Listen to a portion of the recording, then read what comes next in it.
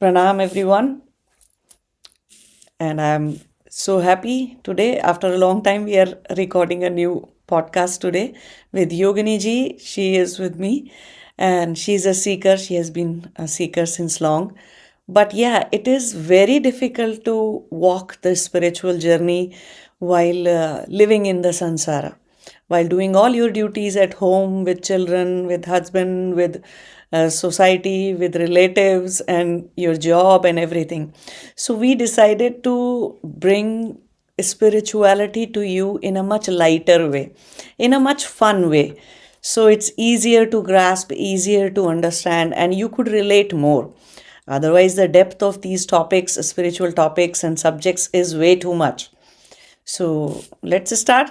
Let's have some fun and learn spiritual concepts while going forward. And do let us know in the comments if you like it, if you prefer to get these spiritual bites in a fun way, and if it is much more relatable, understandable, or if you would like to see some improvements or changes. Let us know what your feedback is. All right. Thank you. Yogini ji, we can start. Namaste, Adiguru Prakriti ji, and namaste, all the audience. Very thankful today that you're going to answer all my questions, however stupid or however smart they are. So, thank you very much for that. I actually have a whole big bag of questions, so I really don't know where to start. But I thought at first I will ease into the questions, but then I thought maybe I should just rip the band-aid apart and talk about something that's on everybody's mind. Yeah. We don't know who to ask. Yeah. Go ahead. Okay. Fire your questions. Adiguru, let's talk about sex then.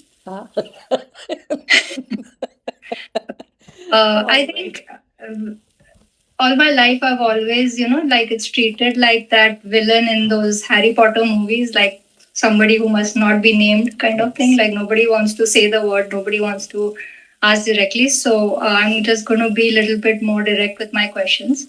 Yes. And hope that it's accepted. So I think my very first question for you is that as a spiritual seeker, as somebody on the spiritual journey, why is it important to understand sexuality, to understand our sexual needs, and to be open-minded about it? Yes. See, yes, it's a taboo still in a society, especially in the Indian society, among the Indian people. A lot of Asian people actually, to talk about sex directly is a big hoo-ha kind of a thing.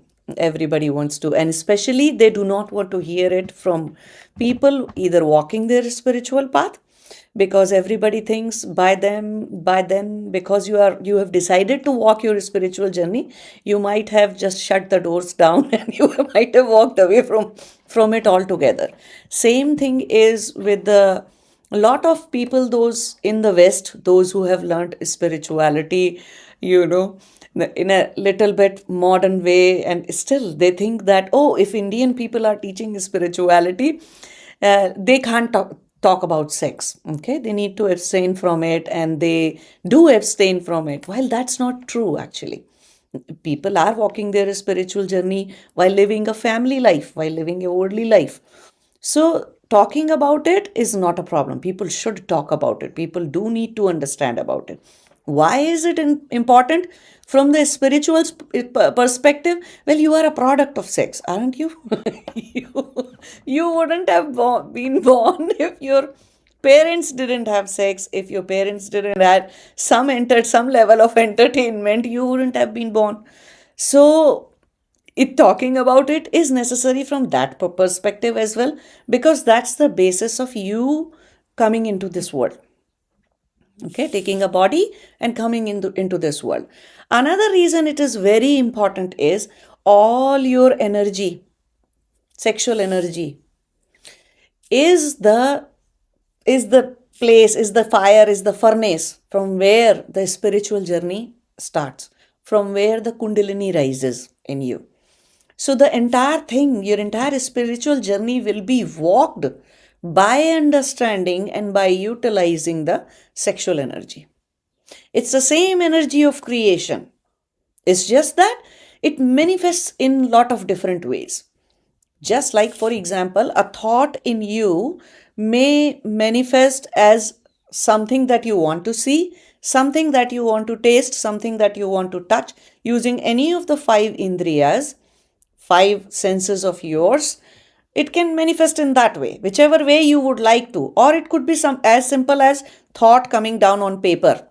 And now on paper, it could be in the form of an image or it could be in the form of words, whichever way you want to.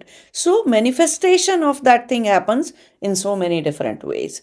Exactly in the same way, sexual energy can be manifested in so many different ways. What first and the most lowest way of it is in pleasure. Then comes the aspect of is pleasure wrong or right? No, there's nothing wrong or right about it. You need it sometimes. You can't be all hard work and no play. No. So pleasure in our Kamasutra and so many of our scriptures that we have, it was never denied. It wasn't shunned by the society, by the people in ancient India. No, we have so many murtis, so many temples dedicated to all that. So it's not shunned. Right now, in the Western society, pleasure is seen as, especially sexual pleasure is seen as something animalistic. No, if you go for it in moderation, everything is okay while living in Sansara. Okay, so that is the lowest manifestation. Another manifestation of it is for reproduction. You giving birth to children. Our children have come into this world exactly in the same way. They weren't growing on the trees, or we didn't bring them from Walmart or Kmart. We have to give them birth by having sex, right? Another thing is that they would third way of manifesting, third way of realizing this energy is through the what do you call that, spiritual journey, through doing a lot of intense tapasya, intense sadhana. And your intensity of sadhana, your intensity of everything actually depends on how good you are, how much of a sexual energy you have. Anybody with weak sexual energy actually cannot walk their spiritual journey properly. So, weak sexual energy cannot be manifested. Anything that is weak, will you be able to cook food on the fire that is very weak? You don't cook food on agarbattis and mombattis, right? You candles, you do need a solid fire to actually be able to cook food. Exactly in the same way, those who have a very solid, very powerful sexual energy are able to walk their spiritual journey. So, that is the reason we have to understand sexual energy and we have to do it. We have to know it by experience and seeing its different manifestations, seeing different limits of it, and so on. What do you think about monotony? So sorry, not monotony, monogamy. Uh, it can be the same, but You are asking all bombshell questions, Yogini ji. All kinds of bombs you are dropping today. What do the ancient text? What does the ancient text say about these things? Are there any? Is there any gyan for us to know in what our ancestors have written about?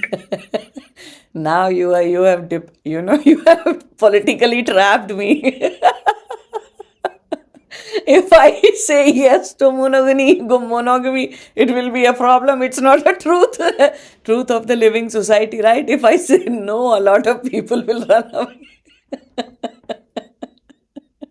We can pass. No, we do not have to pass. See, these are again the same thing. A lot of spiritual people, spiritual gurus, they try not to be, they always try to be politically correct, right? Not what the truth is in the society, or not, they don't talk about what the ancient scriptures say, the Kama Sutra says about it, and things like that, right?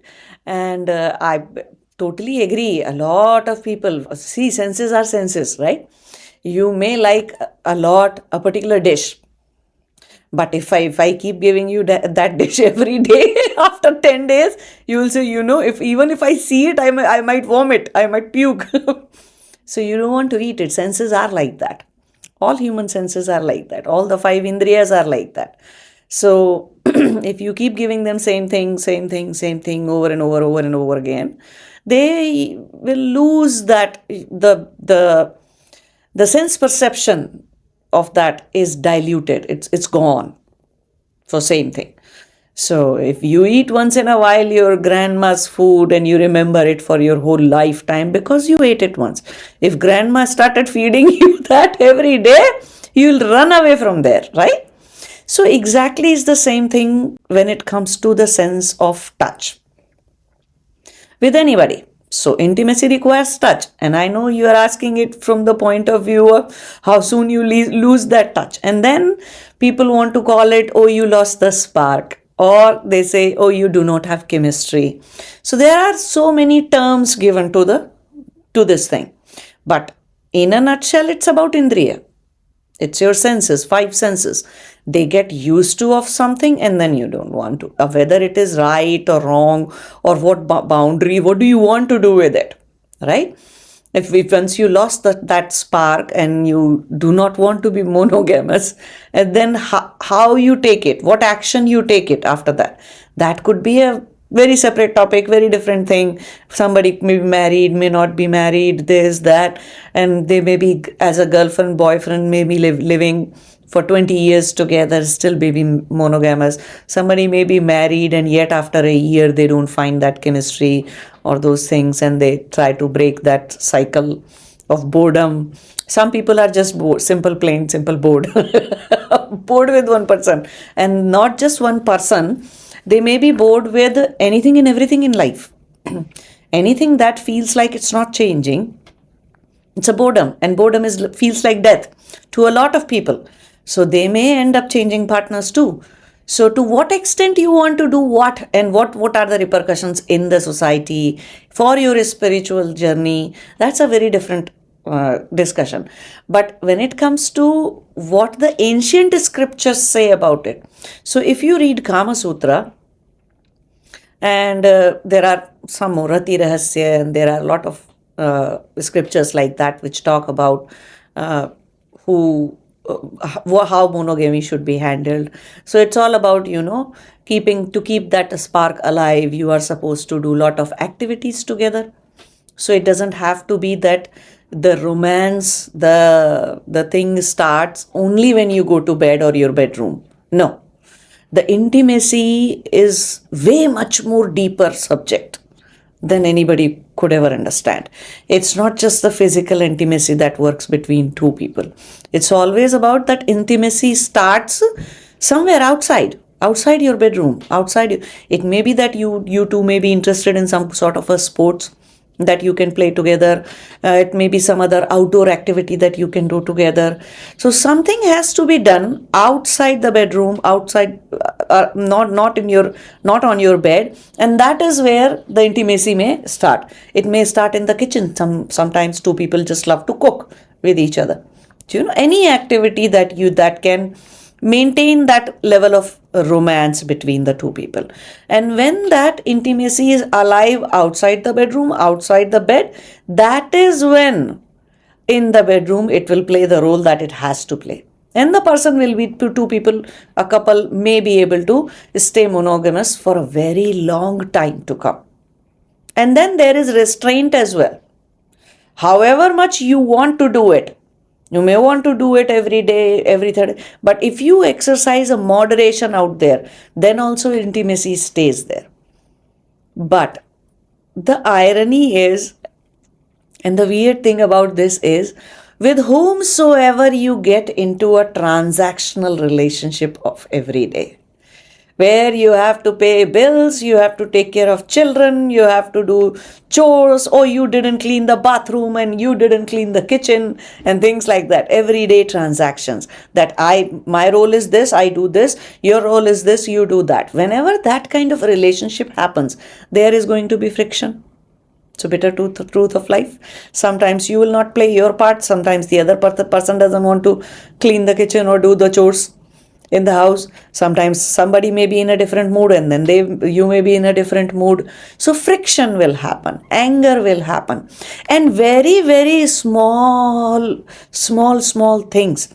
The anger starts, it gets accumulated in the body, actually in the physical body.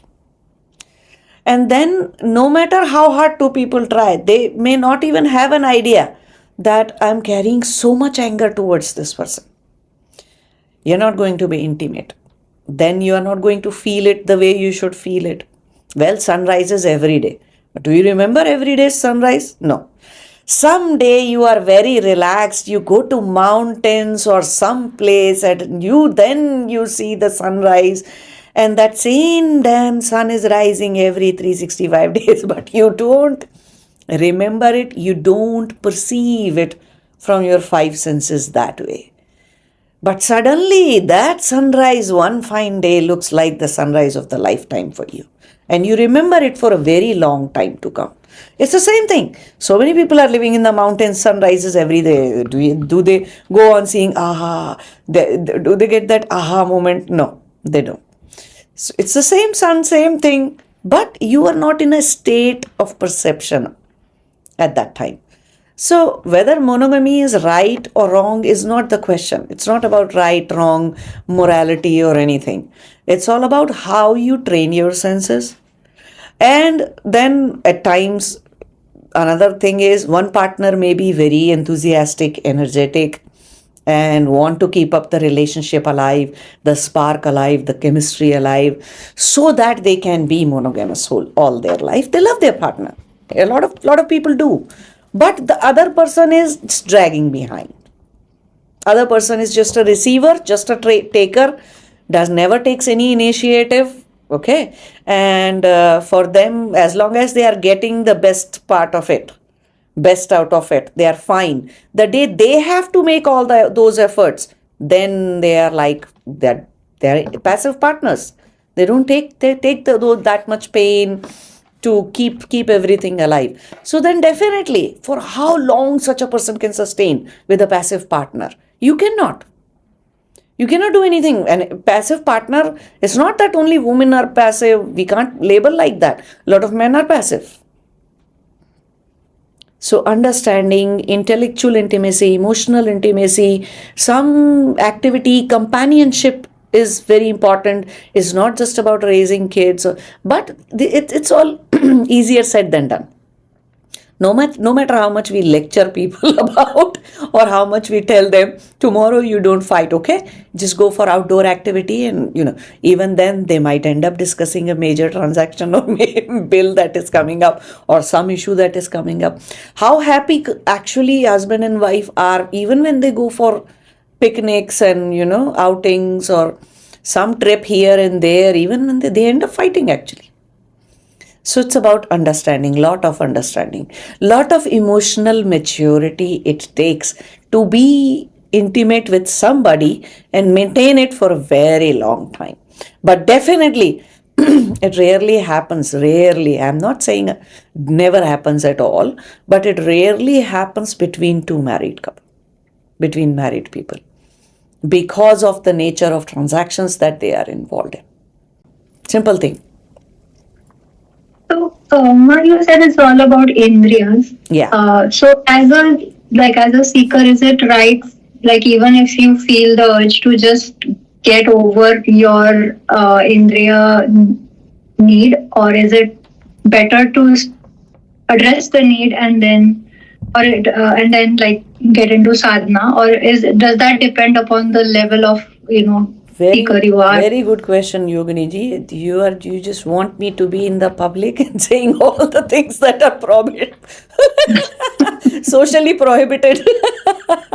No, I'm just asking whatever. No, but yeah, it's a good question. For how long we can suppress? So again, spirituality is not about suppression. But that doesn't mean you keep living from below the belt and open it in front of anybody and everybody. That has its own repercussions, right? So if Now, there is no, prescription there that you can say, okay, so for one person, it could be 5 times a day that they need sex. For somebody, it could be just cuddling or something in the week. Once a week may be fine. For some people, it may be once in 15 days. For some people, once in 3 months may be fine. So it's all up to them how they carry themselves and how much of a actual need is there. When we say need, when it till the time sex is the need of your body, it's fine, it's okay, and whatever action you want to take, however you want to take care of it, the moment it becomes mental, that's an alarming thing then, because your mind will be all the time thinking about it. So that is the time when people should actually go take some action. If you see that it's disturbing your focus and your concentration from the work that you have to do, from the sadhana that you have to do, from anything, taking care of your children, if you're not able to focus on anything at all because you are carrying sex here mentally, then you must go and satisfy that urge. Period. Because carrying it has serious repercussions of it. Slowly over the period of time, that energy needs to be exhausted. That creative energy needs to be exhausted. It needs to be expressed. So either you become musician, artist, or somewhere do some sort of creative work where you can spend it, and if so there could be many more channels. If somebody does not have a way to go and have sex with, so do not have a partner or do not have anybody, then there are other avenues as well. So it's all up to you where you want to spend it, but it has to be spent. Now, from the spiritual journey's perspective, it really does not matter whether you spend it by drawing or by playing music or you actually go and have sex. It has to be exhausted, it got exhausted, period. It's just that don't carry it here in your head. That is way much more detrimental, not just to your spiritual journey, but to your worldly life as well. Not focused. You're unsatisfied, you're grumpy. After some time, you will start carrying passive anger again, and towards yourself only this time, not for somebody else. So it's better to just go and take care of it, whichever way you have to. Don't carry it. I'm going to dig the hole deeper now. Oh, I thought this was deep enough.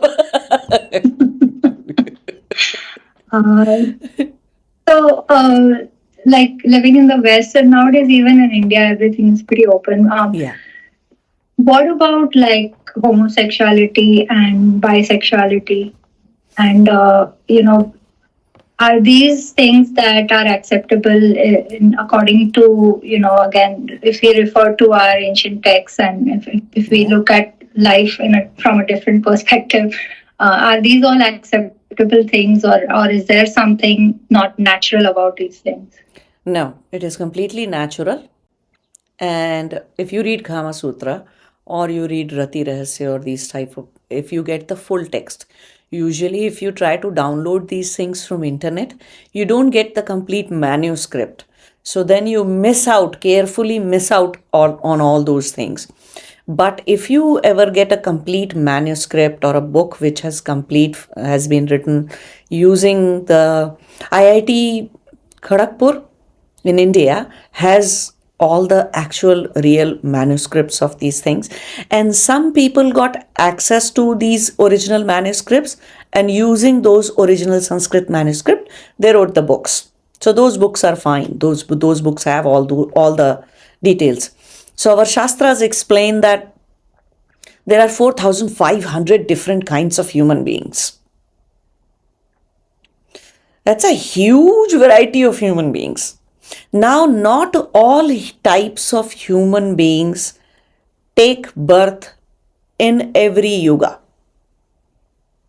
So it's not that in this yuga itself we'll have 4,500 different types of human beings.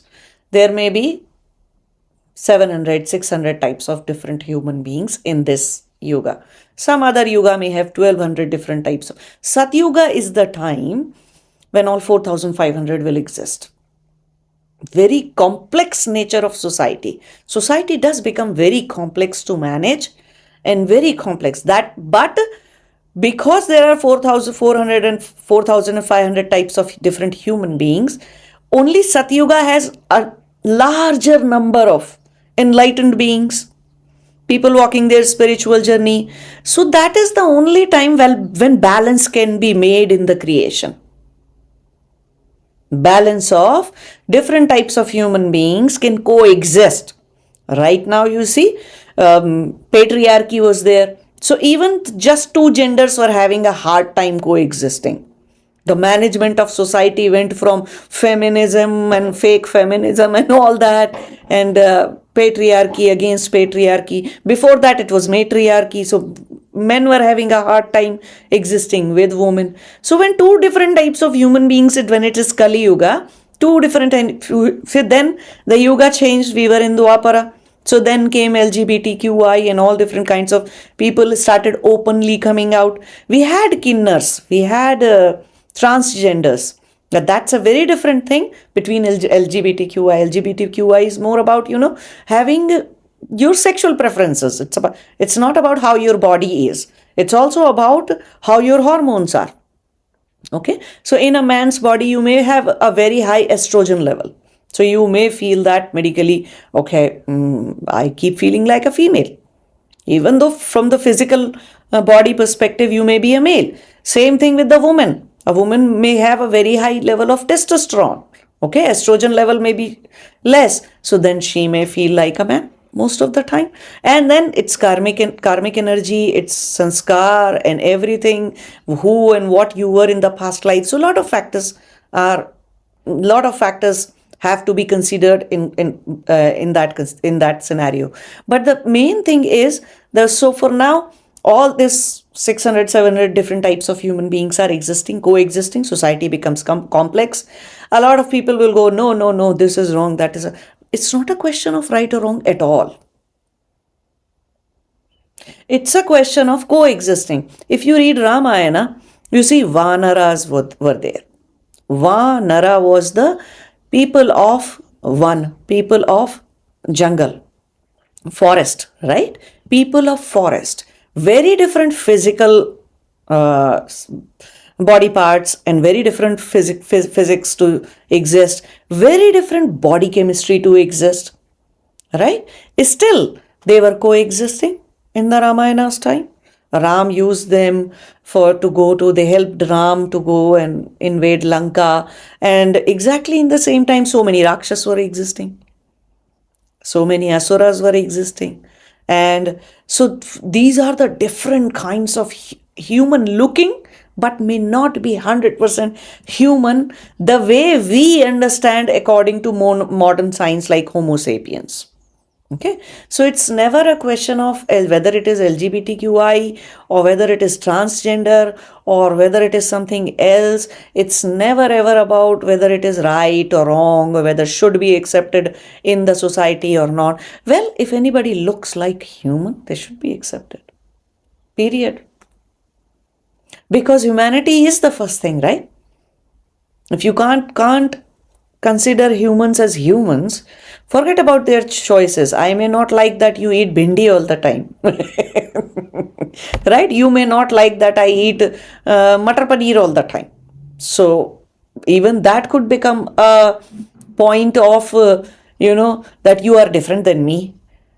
Or color could be another thing, gender could be another thing, race could be another thing, country, nationality, belonging, so many ways to divide people. So we should, as spiritual seekers, we should see what unites all of us. 5 senses, right? And most of people's their senses are working in the same way. Now, what choice you have, you exercise in your bedroom, who cares? Same thing. What do you eat every day? Who cares? It's your body. You are eating.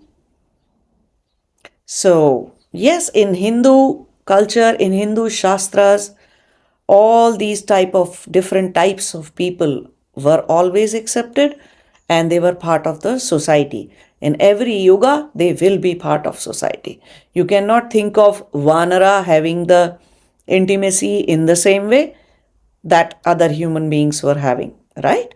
You cannot imagine Ravan having the same sort of sexuality that Mandodari may be having, or other human beings of that time were having.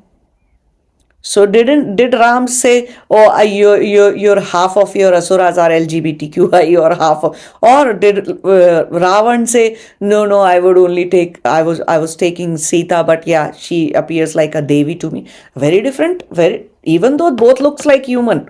Ravan used to look like human. His heads were more of a symbolic thing than actual physical heads and all that. So there was a big difference between Sita being the Shakti. All right. So Devi, Shakti, a very different energy. Yet he took her.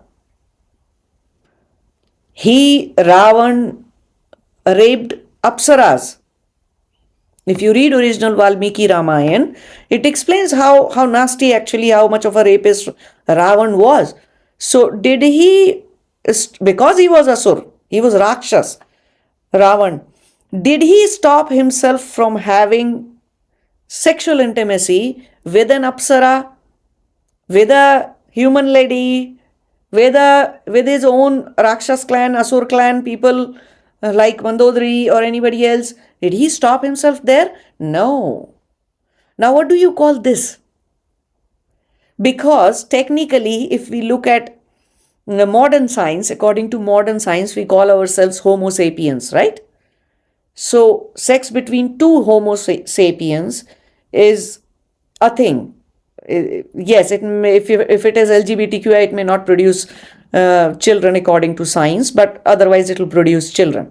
But at least it is between two similar characteristic human beings, right? Do you think Asuras and Rakshas have exactly same DNA that Ram had? No. Now, do you accept it that Ravan was having sex with uh, and raping Apsaras, human beings, Rishikas, and so many Rakshas he was killing? Did it matter to him what gender was, what Homo sapiens species or DNA was? What do you call this? Wasn't it accepted? Yeah, for thousands of years it was accepted. It has to be accepted. Ravan had to spend all this. He did it. Yes, it was wrong. He disturbed the society and norms and everything. But who dare challenge it?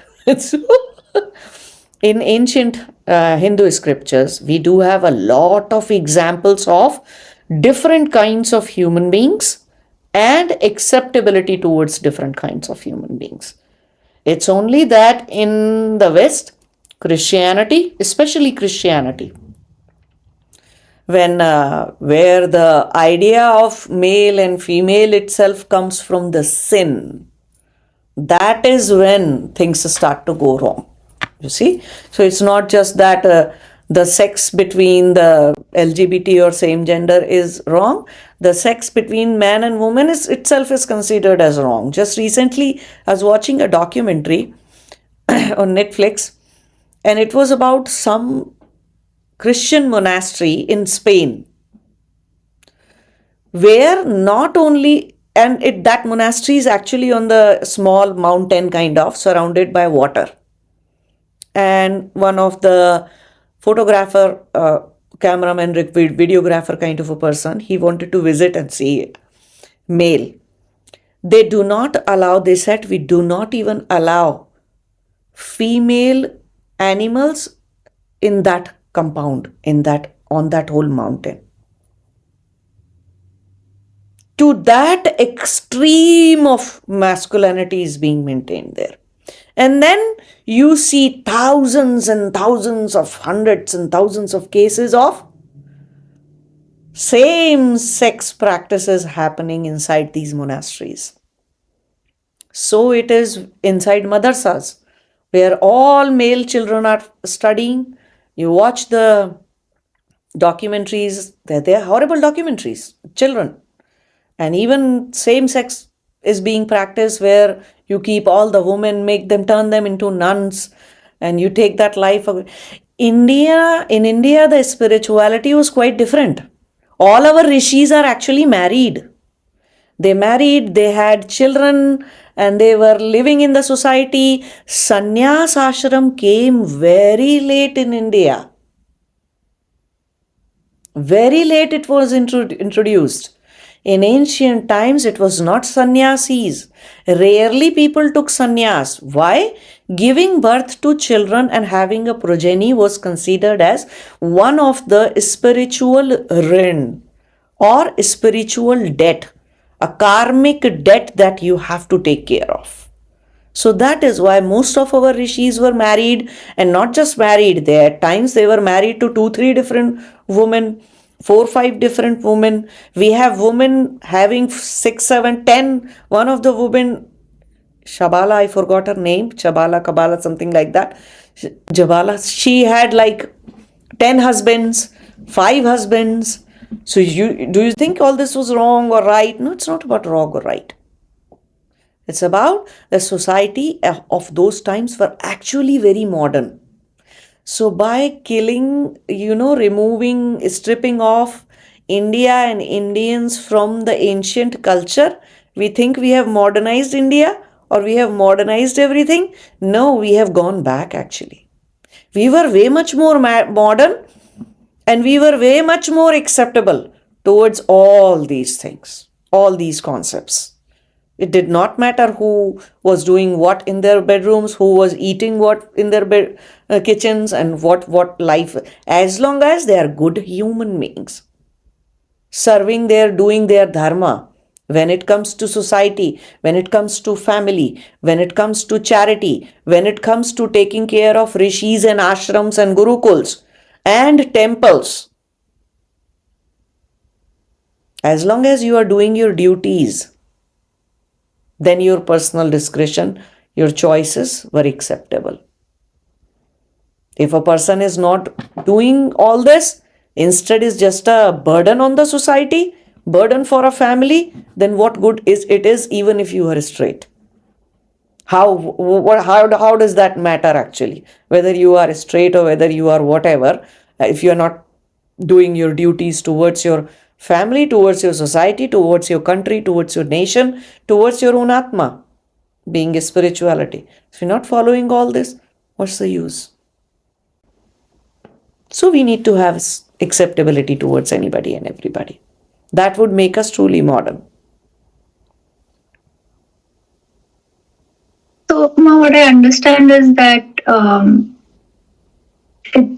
for Samadhi or for enlightenment, these things don't matter. No. Is that right to assume? No.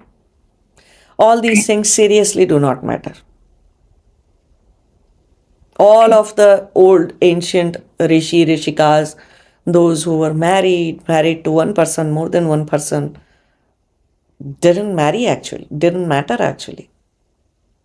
Most of them, spiritual journey, and it's all about your chitta, the subtle existence of yours.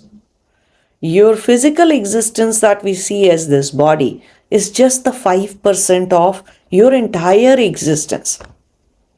So how much are you going to be focused about just the physical?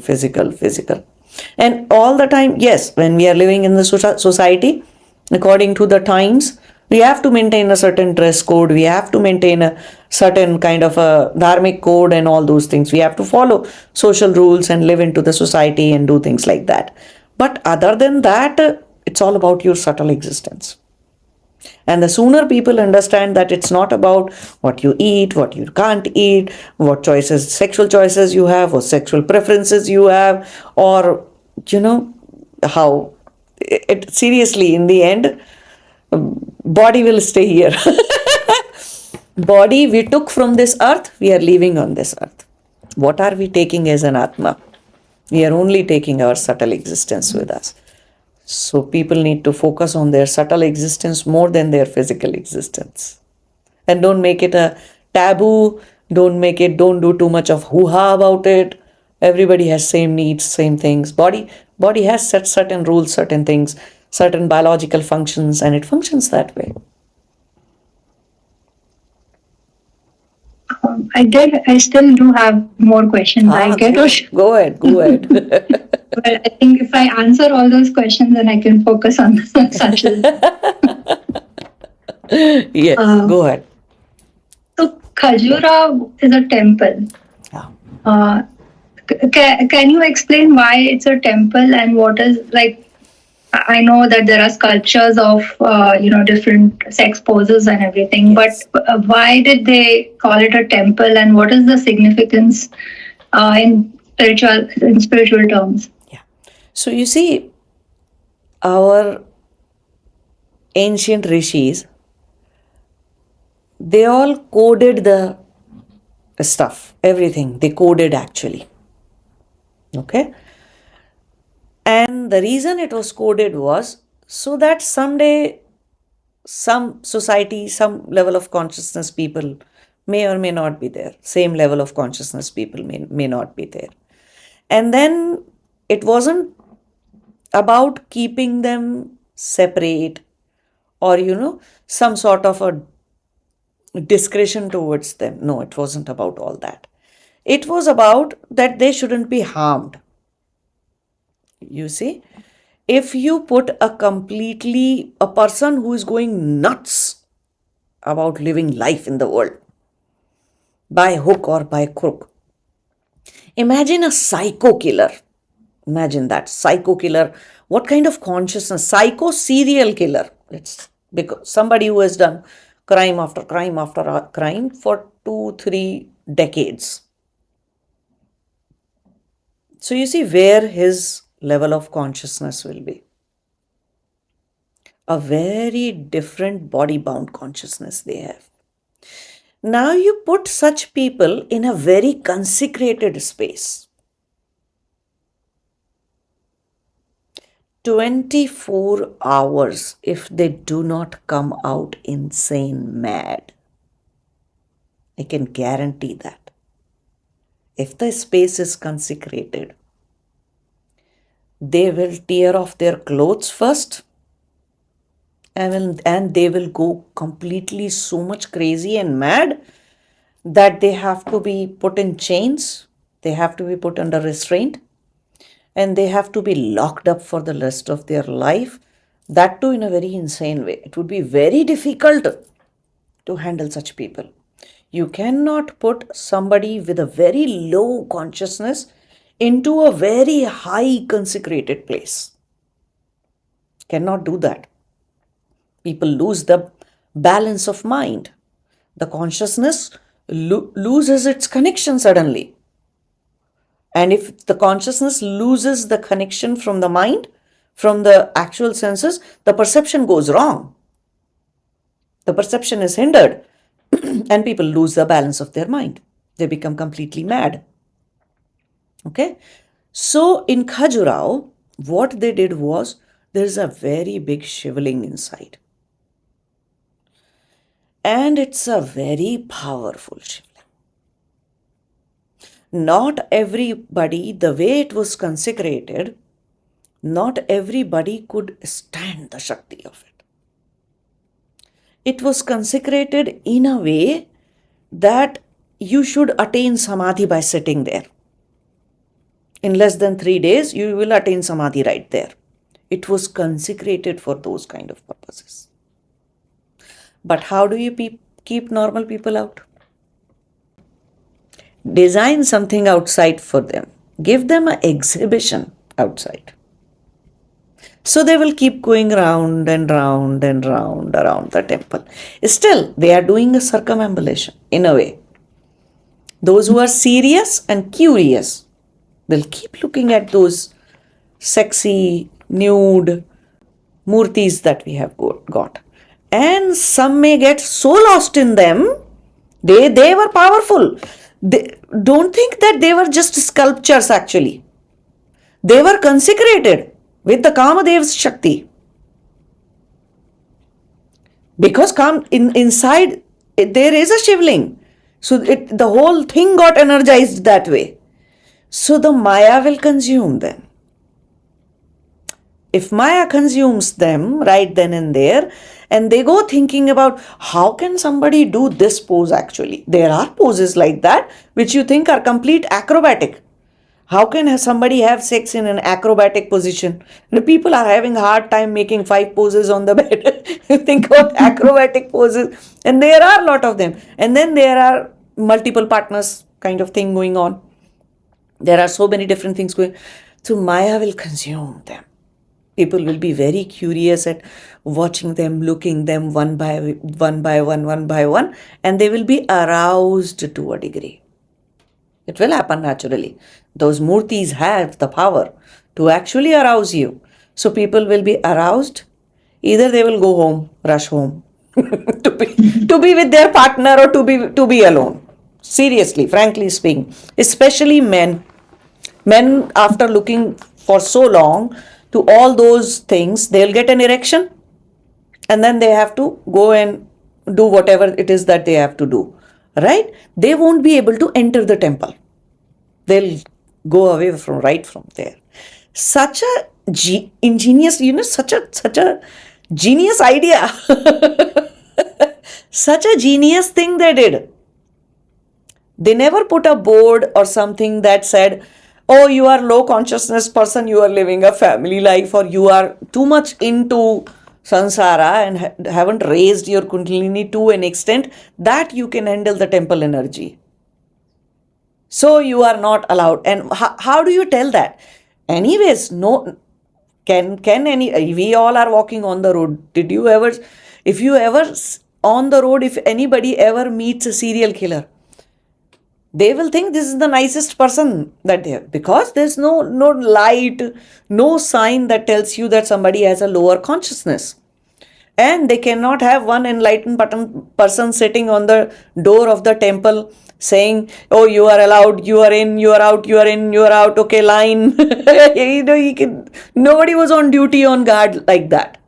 So then how do you actually send people away?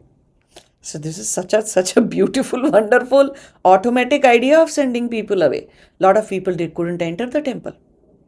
Only when people were able to gather the courage and an intention, today I am entering the temple no matter what, and I am not going to look at all that.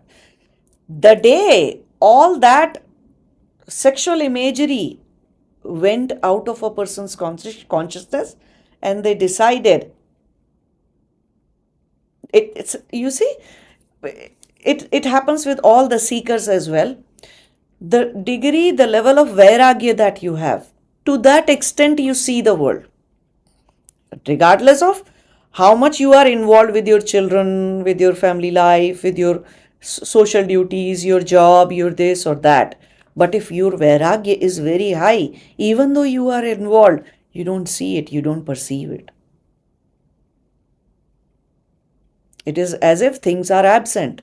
You are just living, but actually you are not entangled. You are not entangled anywhere. You're not perceiving. Your dhyan is completely into your own spiritual journey. So the world is same. The Bhavasagar is same. Some people see it way too much. Some people do not see it. It's like if you're not alcoholic, then you may not notice where is the shop to buy alcohol. Or if there is no shop or there is a shop, both of the things, absence and presence, wouldn't matter to you, because of you do not have anything with it. Neither you are alcoholic, nor you are a person who is like, oh, I want to stay 1,000 feet away from alcohol. No. So neither aversion nor attraction towards anything. So you'll stay away from all. It doesn't matter to you. You're indifferent to it. So when people become indifferent towards that sexuality, all the sexual imagery, that was the day when they decided, I will enter the temple. And with that will, with that intention, with that control of indriyas and power, when you enter, then temple wouldn't harm you. You see?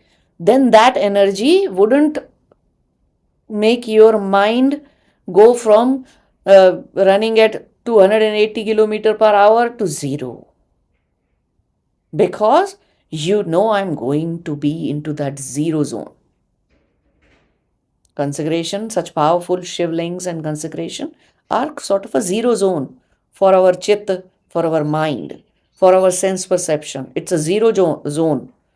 And when you have slowed down to the speed of 5 or 10, zero zone, getting all the way to zero is not accidental, will not cause a crash landing kind of. But if it is 280 kilometers and you want to break it right now and put it on zero, oh, it's a crash landing, it's an accident. Same thing happens with the mind. So, such a beautiful thing. Till the time you want to go around the temple, go ahead.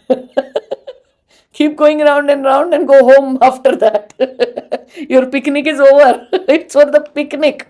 And today, in fact, somebody was telling me they visited Khajuraho. I haven't been there ever in my life, but I've seen pictures and people keep sending me, oh, this is nice, that is nice.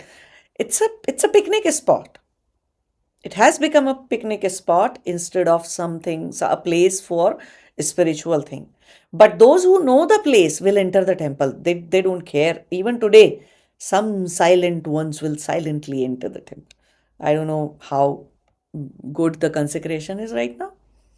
But yeah, it's a ingenious thing. It's a very good idea to send people home. Arouse them and send them home. They don't need to enter the temple. So that's what it is about.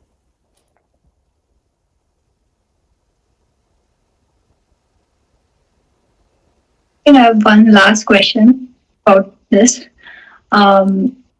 Like you said about once you are done with all the Maya, then your mind can really focus.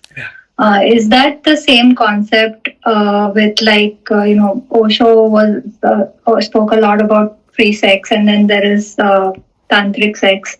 So again, I want to put a disclaimer that I understand that tantra is beyond sex, but there is something known as tantric sex. So is that the idea behind it, that once the mind is completely done with all the Maya, then you can actually do your dhyan tapasya in a more serious and more focused way? Very good question. Again, it's all about sex for you today. No, that is fine. No, I'm just trying to take the opportunity to finish this topic. Finish this topic, get all the answers, then we can focus on other questions. But Actually, that is another question I have. That does it ever get finished, like after enlightenment? Or till the time no? you have the body, it's never over for you. But yeah, this is a good question actually. See, understand it from this perspective that whatever I answer for your question right now, it's never going to be applicable to all. You see, it's a question because the reason it's not going to be applicable to all is people are at different levels. Okay, if you ask a normal question that, okay, so do we need to learn A, B, C, D, the alphabets first in order to do masters or PhD? The general blanket answer is yes, of course. You need to know your alphabets before you can write your master's thesis, or you can write a thesis or do PhD or doctorate. That's a normal answer. But if you see, does this apply? Is everybody at the level of learning alphabet right now? No. Just like in this world right now, we have lot of children learning alphabets. We have lot of youth who have learned it. We have lot of people doing masters. We have lot of people doing doctorate, and all are coexisting in the same world, right? And it actually, the age doesn't matter. Some 7-year-olds have learned the alphabets in a way that if you they are so genius, they are so purified in their mind and in their abilities that by the age 13 they may finish their masters. There are a lot of children who get direct entry into masters, into universities at the age of 12, 13 is the age when they get their and they may be able to finish their doctorate by the time they are 16, 17 or 18. That happens. So not everybody has the same skills, same capabilities. And some people are like that, that even though they are actually at the age of being doing their doctorate, they may never finish it in next 10 years. They may never be, some may never be able to pass even 12th.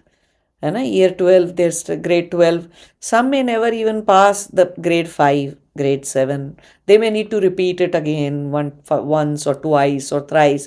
So different capability and different intent is there.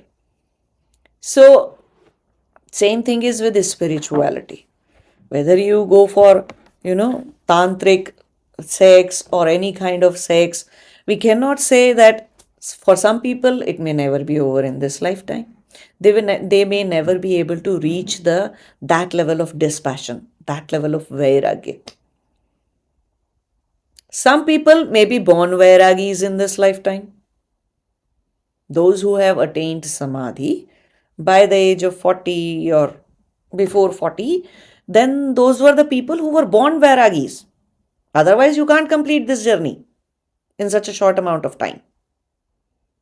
Some are into the process of cultivating that vairagya, that level of dispassion, and that will keep happening. It may take 5 years, it may take 10 years. Some nice rest area may come and they decide to play again. Somebody very, what do you say, call that? Very good chemistry match may happen and the spark may come alive and they may start playing again. So again, they may take a detour. That could happen. Because in the entire journey of an Atma, even if it takes 100,000 years, if an Atma is 100,000 years in human years, I'm talking about 365-day kind of Gregorian calendar years. So even if we count till 100,000, still when you attain samadhi, you realize, oh, it was just few days of journey, 2 days, 3 days. From that, beyond the time, and the time functions differently. Even now, time functions differently for birds, for us. For us also, when we are in pain, when we are in samadhi, when we are in love, when we are in hatred, in anger, time functions differently. The perception of time changes. So it changes tangibly, it changes during after samadhi. So then if you look back and see, oh, I was doing drama, oh, I was just fooling around for 2-3 days and I'm done. It's that kind of a feeling. But when you are into that human level of consciousness, it feels like a long life. It feels like lot of burden. It feels like we wasted a day. No. So everybody has their own timeline and there is nothing right or wrong about it. But yeah, it's all about how long you want to be in pain, how long you want the suffering, because ultimately all these things are suffering in one way or the other. And if you want to get rid of all that, you can stop fooling around. But you cannot ask a child to give up their toys at age 5. You cannot. Some kids may not leave their toys even at the age 7. Some may not leave, or the type of toy may change. Choice of toys may change. Some kids may not leave it even if they are in their teen years. I have seen lot of children carrying plushies and soft toys even when they are in the college, even doing their bachelors. Some may keep some of their toys forever. It's just a reminder for them. So still in one way or the other, they are attached to toys. So it's all up to a person how quickly. So there's no one answer to that. But yes, the play has to be over. You can't snatch a toy from the child. So child has to grow up by playing a lot, by fooling around a lot, by doing all the childlike things. They have to grow up someday, come out and be able to give up the toy themselves. Or even if toy is there, their focus never goes on that toy. You may as well donate it. or you may as well send it for recycling. It does not matter for them. But till the time they are not ready, even their dirtiest doll or the dirtiest broken Spider-Man or figure or something that they have, if you throw it, God, they will cry their heart out. So just like children, people are like children, right? When it comes to spirituality, when it comes to all these things, they behave like children. So you can't ask them to, no, from tomorrow, you just tighten your belt and become a sannyasi or become a complete renunciate. No, it doesn't work like that. External factors, external force does not work on people. That is why Osho, because he was exiled from India. Okay, see, he started in the Western country. He started in USA. So he went all the way into, okay, what's wrong about expression of it? So he allowed people to express it. It's just that it went too deep, it became too dark, and society was not ready, the world was not ready. World still is not ready for all that. That you openly go and express your full animalisticness, whatever you have inside, you express it and you will be inside the society too. So he did provide some safe space to express all that. Still, if people have those kind of vrittis and stuff, ultimately it's going to be nonsense. It will turn into a nonsense.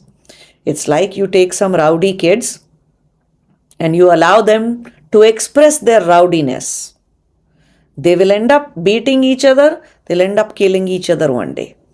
Still, their rowdiness may not be over, and you do not know when that rowdiness will be expressed or over. Do other people have to die? Do other people have to be, excluded from the society to just because this guy wants to express the rowdiness? And then comes the question of, can't we control it? Yes. Bad vrittis, bad things have to be controlled if you want to live in the society and not in the jail. So, to that extent, yes, expression is necessary. Spending your karmic vrittis is necessary, but not all vrittis, not all expressions are legal from the law perspective. Not all of them are going to be accepted by the society. Hope this answers. It's yeah.